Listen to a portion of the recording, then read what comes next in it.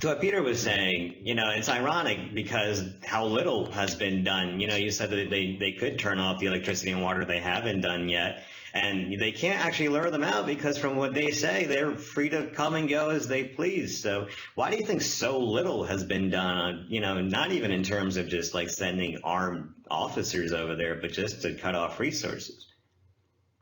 Peter?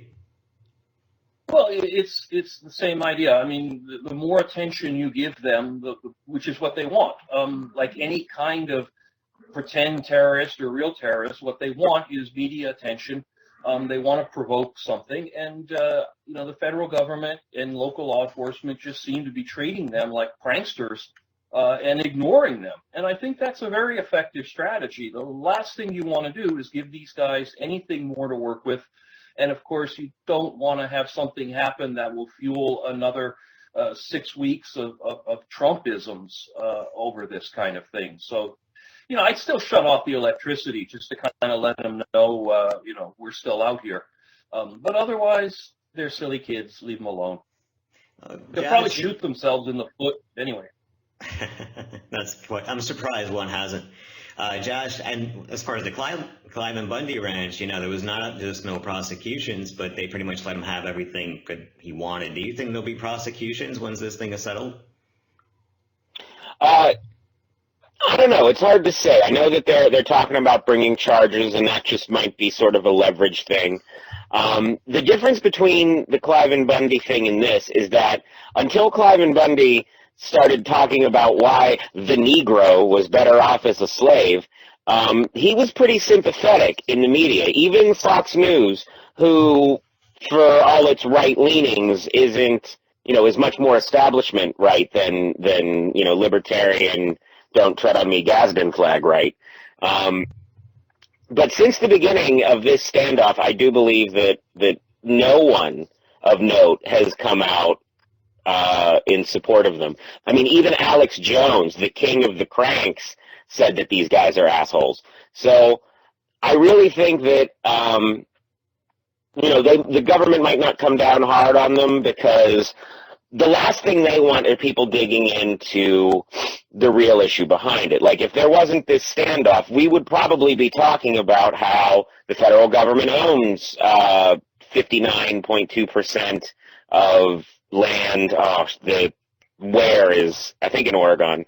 I forget the stat, but it owns a significant amount of land, and that is questionable. There's a reason, like, why does the government need all this land and so on and so forth? That's a real question, not a question worth making Fort asshole in the wildlife refuge, but so I think what'll happen is that once this all dies down, if there's no violence, there may be charges, there may not be. I think they just want it to go away. Well, to your point about how much land the government owns, I mean, it's public land. It's not like the government uses it. It allows the public to use it for, fees. Why is that? I mean, if it's public land and you're getting a huge discount instead of, purchasing the land privately, why is that a problem? Again, that's not I don't have a dog in that fight. I was saying that there are legitimate concerns like that someone could talk about. Like if there are probably arguments for and against both, and both of them are probably right in some ways, but legitimacy aside, or any legitimate discussion about whatever these concerns are is being dumped down the toilet or the chamber pot, as it were, because these guys are putting on a spectacle.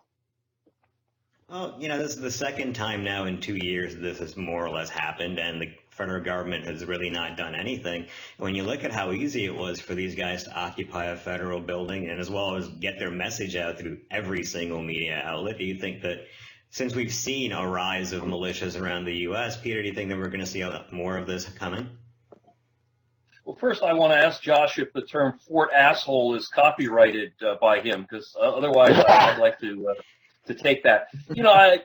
I think we want to be careful what we're actually describing here. I mean, this is a bunch of rural yahoos who took over a wildlife refuge station. I mean, this is like occupying a Jersey Turnpike toilet. I mean, it technically is a federal structure, but I mean, it's nothing nowhere. And the only reason we even know about this, and it's not just some, up to the local sheriff to say, come on, boys, time to go home, is because the media, A, chases any controversy, and B, we have this right-wing media who has wet dreams, hoping there's going to be some kind of armed militia rising up from the Walmarts to take back our country. It represents very little other than white guy anger, and it doesn't even do a particularly good job of that. If it was me, I wouldn't devote any media time to it, really. They're just silly people who shouldn't be talked about, and well, that's all I've got to say about that. Well, Yeah.